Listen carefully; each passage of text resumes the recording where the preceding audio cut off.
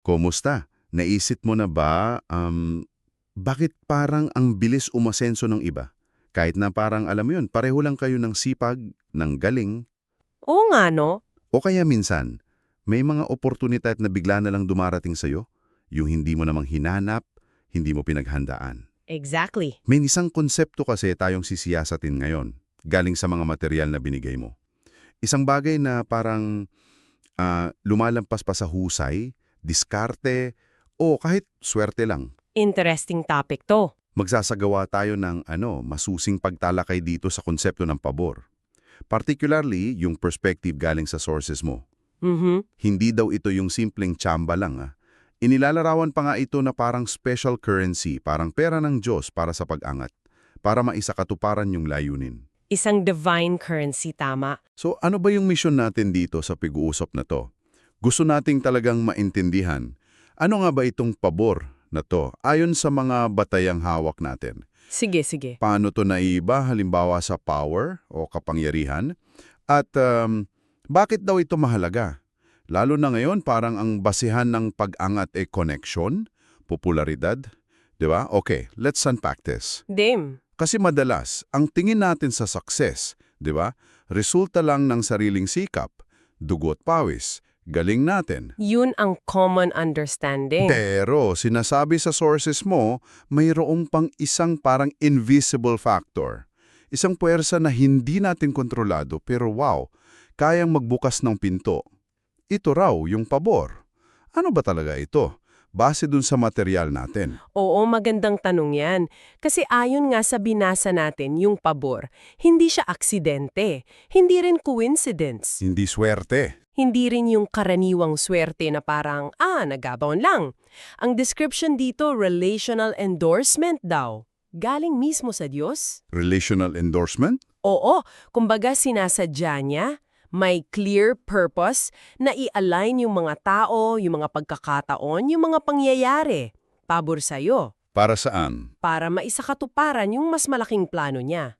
Yung purpose niya sa buhay mo. Okay? Tapos ito yung mahalaga, yung distinction. Hindi siya swerte, kasi random ang swerte. Walang direksyon. Hindi rin siya purong merito. Hindi yung tipong masasabi mong, pinaghirapan ko to kaya dapat lang sa'kin. Kahit may kinalaman yung galing mo. Pwedeng may kinalaman, pero ang pabor, inilalarawan siyang sovereign overlay. Parang special na patong or impluensya galing sa itaas. Sovereign overlay. Oo, pwede nitong palakasin yung effect ng merito mo, pero minsan, grabe, kaya nitong lampasan pa yon. Ang pinakasimple sigurong isipin, ang pabor, ito yung Diyos na actively kumikilos para sa'yo. Hindi sa pamamagitan ko, kundi para sa akin. Yun, para sa'yo.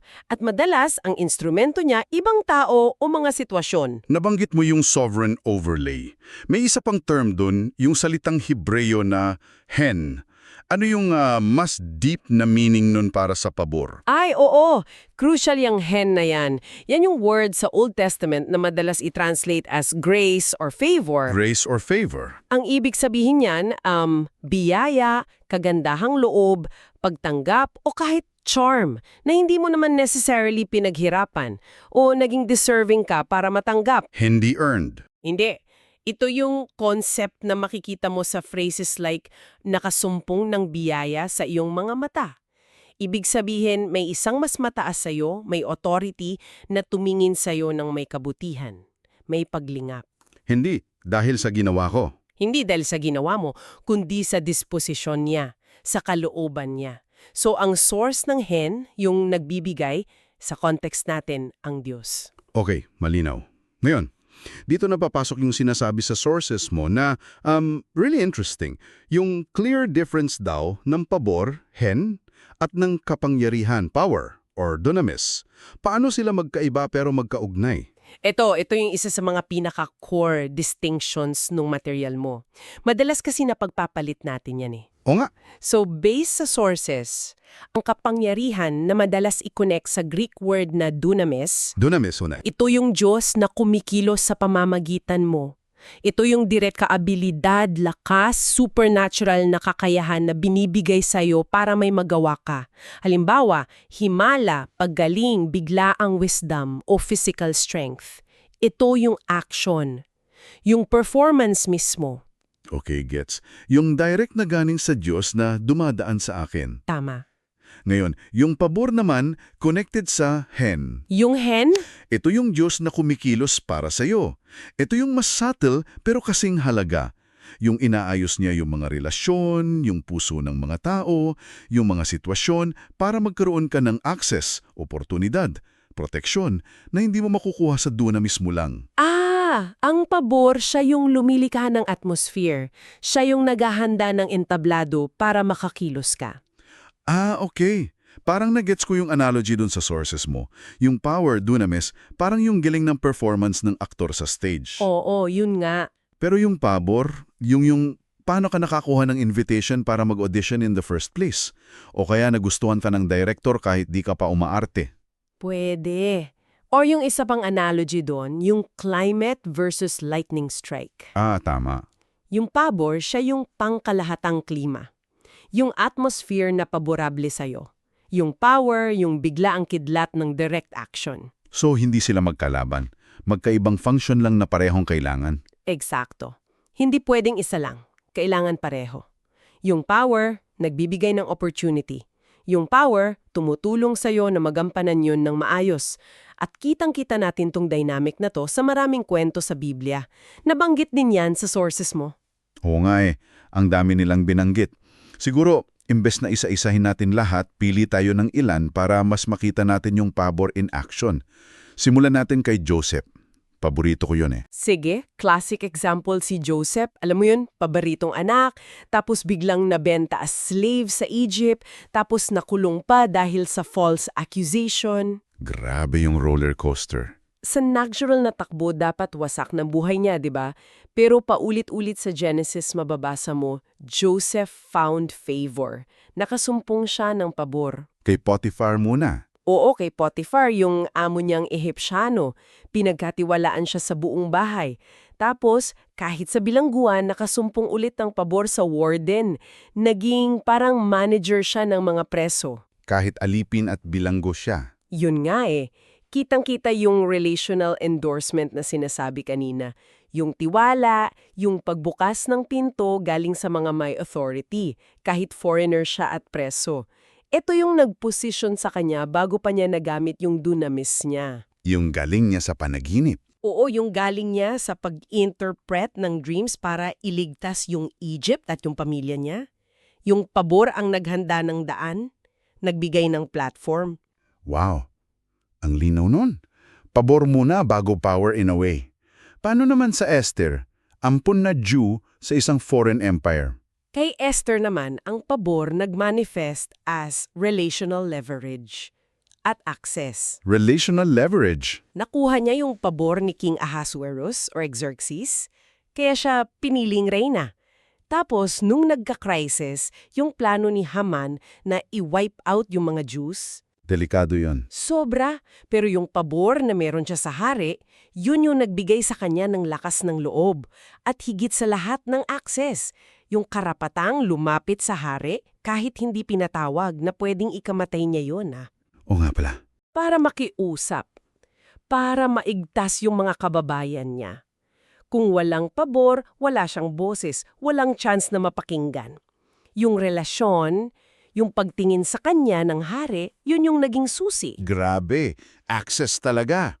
Okay, last example siguro. Si Nehemiah. Hindi siya prophet, hindi priest. Cupbearer lang siya, di ba? Tagatikim ng alak. Tama, tagatikim ng alak ng hari ng Persia. So paano pumasok yung pabor? Kay Nehemiah, ang pabor nagresulta sa authorization at provision. Resources. Paano yun? Nung nalaman niya yung kalagayan ng Jerusalem, yung sirang pader, nababagabag siya. Pero cupbearer lang siya. Ano magagawa niya? Oo nga, limited lang. Dito pumasok yung pabor. Nakasumpong siya ng pabor kay King Artaxerxes. Hindi lang siya pinayagan, umalis papuntang Jerusalem. Which is already something. Oo, binigyan pa siya ng mga sulat para sa mga governors, mga materyales galing sa kakahuyan ng hari para sa pader, at malamang pati security escort. Wow. Yung hari pa mismo nag-provide. Isipin mo, isang paganong hari nag-finance at nag-authorize ng religious project ng mga Judiyo. Yung pabor ang nagbukas ng mga political, logistical doors na imposible niyang buksan mag-isa. Grabe talaga yung mga kwentong yan.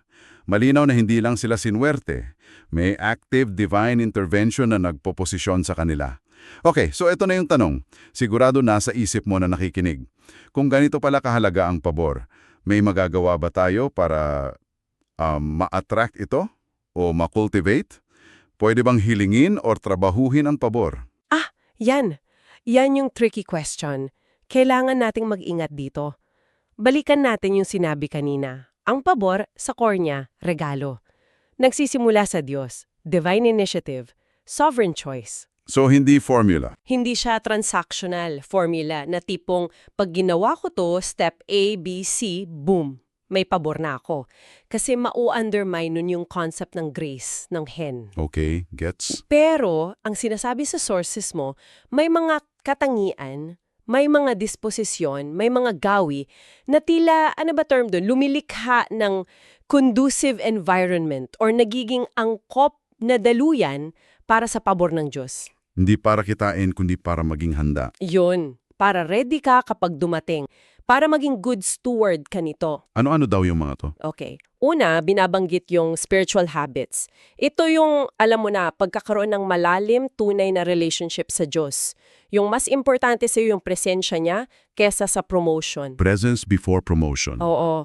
Kasama dito yung humility, pagpapakumbaba. At obedience, pagsunod sa kanya kahit sa maliliit na bagay. Pangalawa, character markers. Character. Integridad, yung totoo ka sa salita at gawa, kahit walang nakikinig. Competence, yung galing mo sa field mo, mapagkakatiwalaan ka. Generosity, pagiging mapagbigay, hindi lang pera ha, pati oras, talent, influence. At faithfulness, katapatan sa mga responsibilidad mo ngayon. Kahit maliit. Kahit maliit. Pangatlo, relational craft. Ito hindi plastikan ha? Haha. Hindi networking lang. Hindi. Ito yung genuine na kakayahan mong bumuo ng tulay sa kapwa. Hindi yung hagdan na aapakan mo yung iba para umangat. Okay. Building bridges. Oo. Importante dito yung listening with empathy. Building genuine connections, lalo na sa mga kapareho mo ng values.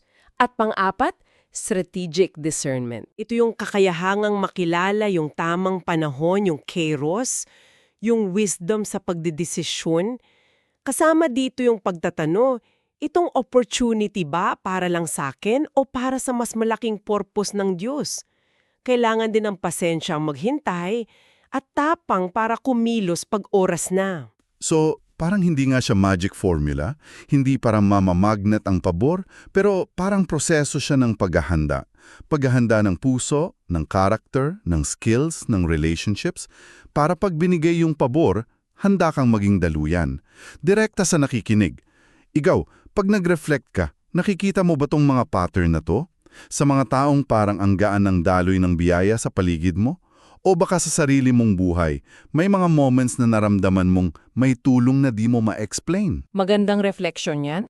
Pero ito pa, kasabay ng pagtalakay sa pabor, may malaking warning din sa sources mo. Yung panganib na mapagkamalan ng pabor bilang? Entitlement. Ano yung difference at bakit daw delikado to? Nako, ito siguro yung pinaka-critical na part ng pag-unawa sa pabor. Entitlement. Ito yung pag-iisip na, pinagpala ako, so karapatan ko to, deserve ko to. Mas magaling ako sa iba. Oo, o kaya dapat laging ganito ang trato sa akin. Ito yung unti-unting pag-aangkin sa biyaya na parang ikaw na yung may-ari.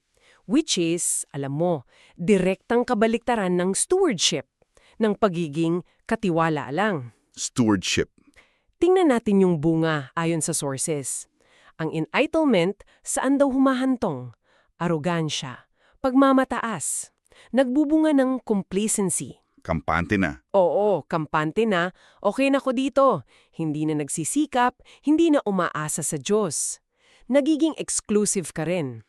Iniipon mo yung biyaya para sa sarili mo lang at sa mga close sa'yo. Hoarding? Parang ganon.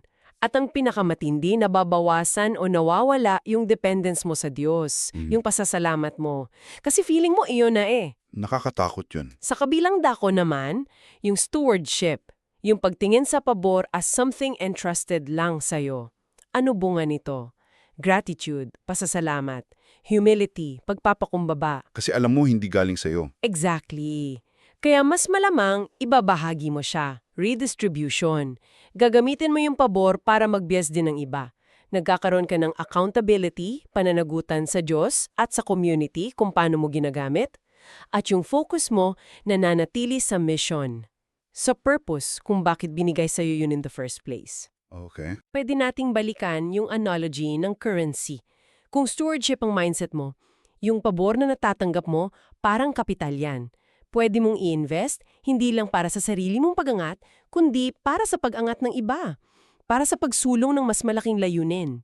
Yung entitlement. Yung entitlement, parang tinago mo yung pera sa ilalim ng unan. Hindi lumalago, hindi nakakatulong. Kaya sobrang kritikal na labanan ng entitlement. Pinapatay nito yung daloy at purpose ng pabor. Direkta sa nakikinig, isang malaking challenge ito sa ating lahat. Ano? Paano mo masisiguro na yung mga pabor, yung mga blessings na dumarating sa'yo, posisyon man yan, opportunity, talent, relationships, paano masisiguro na nagbubunga to ng mas malalim na paglilingkod, pagiging mapagbigay, at hindi ng paglaki ng ulo, pagiging selfish, o paglimot sa source nito? Malaking tanong yan. Oo, pang-araw-araw na laban yan. At dahil nga hindi laging, alam yon, malinaw o magarbo ang pabor, paano natin siya mas makikilala sa everyday life? May mga signs ba ayon sa sources mo na, uy, ito na yon, pabor to ng Diyos, hindi lang good luck o timing lang? Meron daw binabanggit na parang fingerprints ng pabor.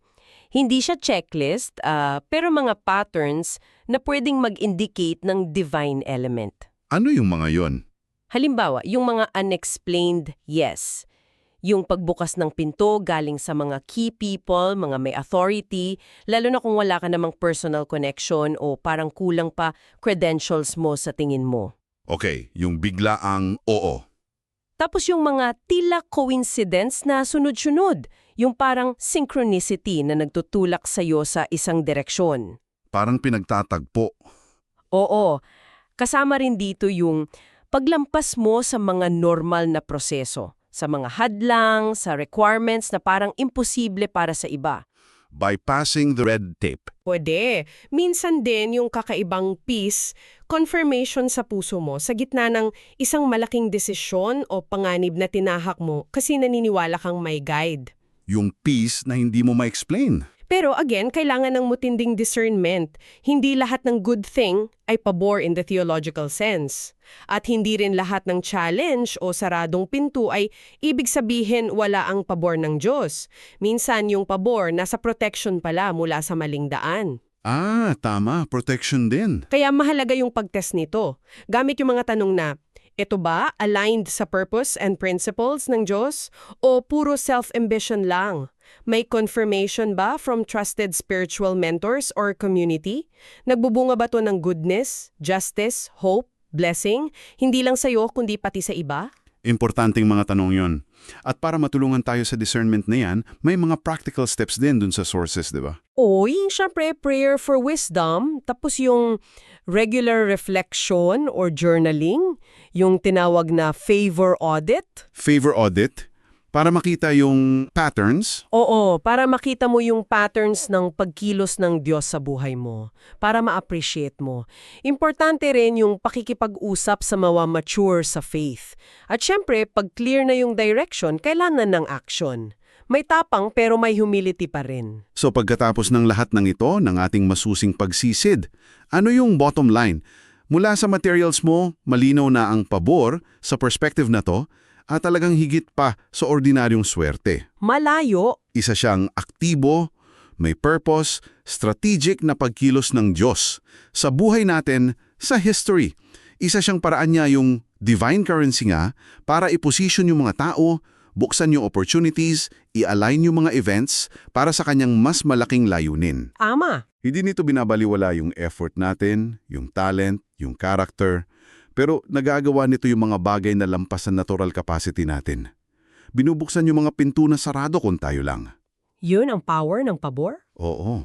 At kung may isang bagay na dapat talagang, alam mo yun, tumatak sa atin mula sa sources na ito yung paulit-ulit na reminder. Ang pabor, hindi karapatan na ipagyabang. Hindi entitlement. Kundi, Isang pagtitiwala. Isang stewardship na dapat pangalagaan ng may humility at accountability. Ito ay invitation sa mas malalim na service, sa mas malabak na pag-share ng grace. Hindi lisensya para magpasarap lang o maging kampante. Ang tunay na pabor, laging may kasamang responsibilidad.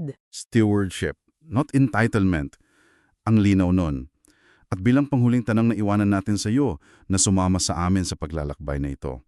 Kung ang pabor ay madalas na paraan ng Diyos na kumilos para sa iyo, gamit ang ibang tao o sitwasyon, sino kaya yung mga tao o yung mga pagkakataon na nilalagay ng Diyos sa paligid mo ngayon na baka sila pala yung daluyan ng pabor niya para sa iyo? Magandang tanong yan. At sa kabilang banda naman, paano ka kaya tinatawag ngayon na tumugon? Hindi lang bilang thankful recipient, kundi marahil bilang active bridge din, bilang daluyan din ng pabor ng Diyos para naman sa ibang tao.